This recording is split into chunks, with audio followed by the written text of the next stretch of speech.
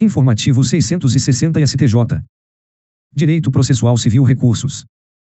É necessária a comprovação de feriado local no ato de interposição do recurso, sendo aplicável os efeitos desta decisão tão somente aos recursos interpostos após a publicação do RESP 1.813.684/SP.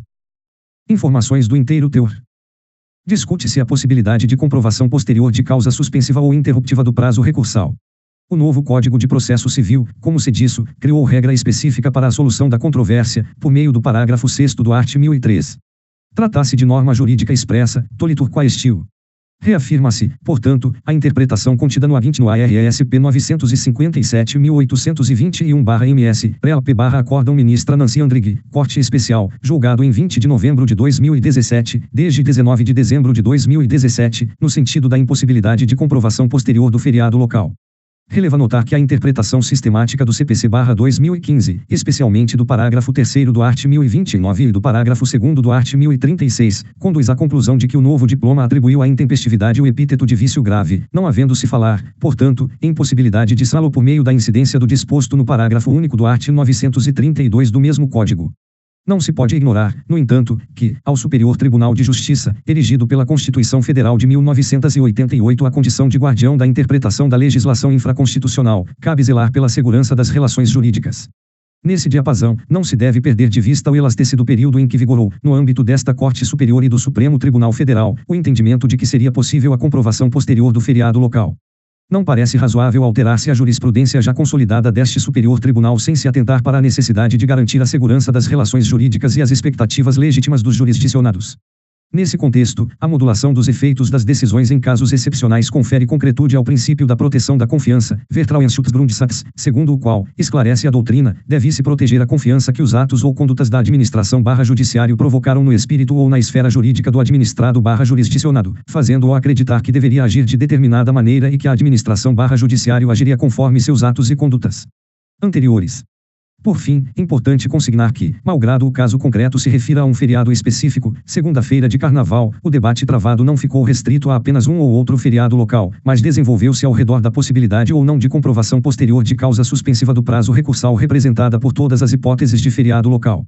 Dissarte, sob a vigência do CPC/2015, é necessária a comprovação nos autos de feriado local por meio de documento idôneo no ato de interposição do recurso, no entanto, considerando os princípios da segurança jurídica, da proteção da confiança, da isonomia e da primazia da decisão de mérito, que sejam modulados os efeitos da presente decisão de modo que seja aplicada, tão somente, aos recursos interpostos após a publicação do acórdão em epígrafe, a teor do 3º do art. 927 do CPC/2015.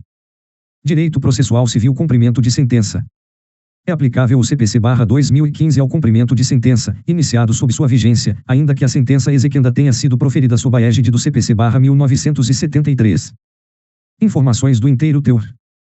Nos termos do art. 14 do CPC/2015, a norma processual não retroagirá e será aplicável imediatamente aos processos em curso, respeitados os atos processuais praticados e as situações jurídicas consolidadas sob a vigência da norma revogada. Na linha dos precedentes desta Corte, a aplicação da lei processual nova, como o CPC/2015, somente pode se dar aos atos processuais futuros e não àqueles já iniciados ou consumados, sob pena de indevida retroação da lei. Como bem observa a doutrina, é possível a aplicação da norma processual superveniente a situações pendentes, desde que respeitada a eficácia do ato processual já praticado. Esse entendimento é corroborado pelo enunciado administrativo N4/STJ, in verbis, nos feitos de competência civil originária e recursal do STJ, os atos processuais que vierem a ser praticados por julgadores, partes, Ministério Público, procuradores, serventuários e auxiliares da Justiça a partir de 18 de março de 2016, deverão observar os novos procedimentos trazidos pelo CPC/2015, sem prejuízo do disposto em legislação processual especial.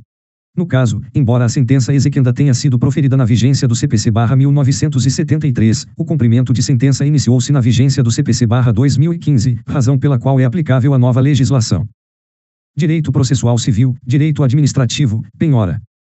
São penhoráveis as verbas recebidas por escola de samba a título de parceria público-privada com a administração pública. Informações do inteiro teor.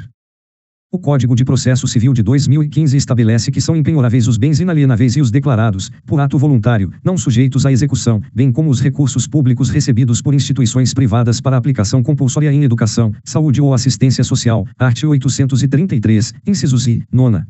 Igualmente, não estão sujeitos à execução os bens que a lei considera impenhoráveis ou inalienáveis, art. 832. Por se tratar de artigos referentes à impenhorabilidade, sua interpretação deve ser restritiva, sempre com foco no núcleo essencial que justifica a própria instituição da regra, isto é, o almejado equilíbrio entre a satisfação do crédito para o credor e a menor onerosidade para o devedor. O art. 35, parágrafo 5º, da Lei N. 13.019/2014 dispõe que os equipamentos e materiais permanentes adquiridos com recursos provenientes da celebração da parceria serão gravados com cláusula de inalienabilidade. Portanto, não são os recursos o objeto da restrição legal, mas o produto do seu investimento necessário à consecução do projeto de parceria. Nesse sentido, também afasta-se a hipótese de bens não sujeitos à execução por ato voluntário, pois as verbas adquiridas pela escola de samba seguem regramento estabelecido na Lei N. 13.019/2014, sem qualquer dispositivo que faça menção de sua impenhorabilidade. Saliente-se que é inquestionável o valor social, cultural, histórico e turístico do carnaval brasileiro, uma das maiores expressões artísticas nacionais com alcance mundial. Este reconhecimento de envergadura nacional e internacional, todavia, não autoriza dizer por lei que sua promoção visa compulsoriamente a educação e a assistência social. A própria Lei N. 13.019/14 considera que a parceria entre a administração pública e as organizações da sociedade civil é feita para a consecução de finalidades de interesse público e recíproco, art. 2º, incisos 3ª, jamais restringindo seu âmbito para aplicação compulsória em educação, saúde ou assistência social, art. 833, incisos 9, do CPC. Direito processual civil. Ação de exibição de documentos. É possível o ajuizamento de ação autônoma de exibição de documentos, sob o rito do procedimento comum, na vigência do Código de Processo Civil de 2015. Informações do inteiro teor. Consigna-se inicialmente que a 4ª turma do STJ, ao enfrentar o tema, compreendeu afigurar-se possível o ajuizamento de ação autônoma de exibição de documentos pelo procedimento comum. Registra-se que a partir da vigência do Código de Processo Civil de 2015, que não reproduziu, em seu teor, o livro 3º, afeto ao processo cautelar, então previsto no Diploma Processual de 1973, adveio intenso debate no âmbito acadêmico e doutrinário, seguido da prolação de decisões dispares nas instâncias ordinárias, quanto à subsistência da ação autônoma de exibição de documentos, de natureza satisfativa, e eventualmente preparatória, sobretudo diante dos novos institutos processuais que instrumentalizam o direito material à prova, entre eles, a produção antecipada de provas, arts. 381 e seguintes, e a exibição incidental de documentos e coisa, arts. 496 e seguintes. Relevante, no ponto, consignar que o Código de Processo Civil de 2015 buscou reproduzir, em seus termos, compreensão há muito difundida entre os processualistas de que a prova, na verdade, tem como destinatário imediato não apenas o juiz, mas também, diretamente, as partes envolvidas no litígio. Nesse contexto, reconhecida a existência de um direito material à prova, autônomo em si que não se confunde com os fatos que ela se destina a demonstrar, objeto da prova, tampouco com as consequências jurídicas daí advindas, podendo, ou não, subsidiar outra pretensão, a lei adjetiva civil estabelece instrumentos processuais para o seu exercício, que pode se dar incidentalmente, no bojo de um processo já instaurado entre as partes, ou por meio de uma ação autônoma, ação probatória lato sensu. Afigura-se possível, ainda, que o direito material à prova consista não propriamente na produção antecipada de provas, mas no direito de exigir, em razão de lei ou de contrato, a exibição de documento ou coisa já existente já produzida que se encontre na posse de outrem. Para essa situação, afigura-se absolutamente viável e tecnicamente mais adequado o manejo de ação probatória autônoma de exibição de documento ou coisa, que, na falta de regramento específico, há de observar o procedimento comum, nos termos do art. 318 do novo Código de Processo Civil, aplicando-se, no que couber, pela especificidade, o disposto nos arts. 396 e seguintes, que se reportam à exibição de documentos ou coisa incidentalmente. Direito processual civil. Execução, prescrição intercorrente. A prescrição intercorrente por ausência de localização de bens não afasta o princípio da causalidade em desfavor da parte executada, nem atrai a sucumbência para a parte exequente. Informações do inteiro teor. Uma leitura superficial do art. 85 do CPC/2015 dá a entender, a princípio, que o vencedor e o vencido são, respectivamente, os únicos sujeitos passíveis de serem credores e devedores de honorários advocatícios sucumbenciais. Contudo, há situações, não raras, em que, mesmo não sucumbindo no plano do direito material, a parte vitoriosa é considerada como geradora das causas que produziram o processo e todos os dispêndios a ele inerentes.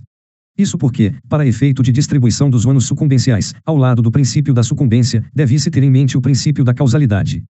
Com efeito, no caso de extinção do processo de execução pela prescrição intercorrente por ausência de localização de bens do devedor, a despeito de não haver derrota ao executado no plano jurídico, uma vez que a prescrição fulmina a pretensão executória, as circunstâncias fáticas em que envolvem a causa, dívida não quitada a tempo e modo e recalcitrância do devedor durante a tramitação do processo executivo, demonstram que este deu causa à existência do processo, devendo, em que pese não seja tecnicamente sucumbente, suportar os ônus sucumbenciais em virtude da aplicação do princípio da causalidade.